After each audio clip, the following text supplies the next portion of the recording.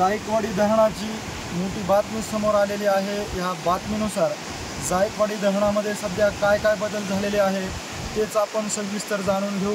तर सध्या जायकवाडी धरणाची जर परिस्थिती पाहिली तर जायकवाडीच्या धरणातून 18 गेट मार्फत जो पाण्याचा विसर्ग आहे 0.5 ने त्यामध्ये वाढ झाली असून 7.05 मीटरने ते दरवाजे उघडण्यात येणार असल्याचं देखील सांगितलं जात आहे। इतकंच नाही तर जायकवाडीचं जे धरण आहे त्यामधून 9432 क्युसेस इतका विसर्ग देखील वाढवण्यात येणार असल्याचं या ताज्या आकडेवारीमध्ये सांगण्यात आलेलं आहे। सध्या जर पाहिलं तर जायकवाडीचं जे धरण आहे त्या धरणामधून सांडव्यातून जर पाहिलं तर 18 दरवाजामार्फत पाण्याचा विसर्ग जो आहे तो सुरू आहे।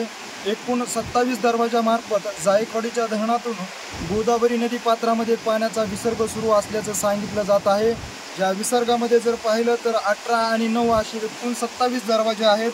आत्तापर्यंत जो पाण्याचा विसर्ग सुरू आहे तो जर विसर्ग पाहिला तर 1,69,776 इतका विसर्ग जो सुरू होता त्या विसर्गामध्ये 9,432 क्युसेसने वाढ करण्यात आली असून एकूण जर विसर्गाचा जर आकडेवारी पाहिली तर 1,79,228 क्युसेस इतक्या वेगाने जायकवाडीच्या धरणामधून परत पाण्याचा विसर्ग करण्यात येणार असल्याचं या आकडेवारीमध्ये सांगण्यात आलेलं आहे।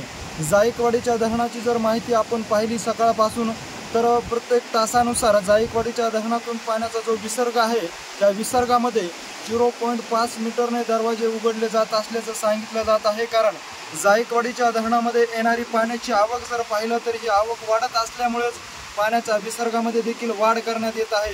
सध्या एकूण 27 जी दरवाजे आहेत ते 7 मीटरने उघडले असून ह्या 7 मीटर दरवाजातून 1,69,000 क्युसेसने पाण्याचा विसर्ग सुरू आहे।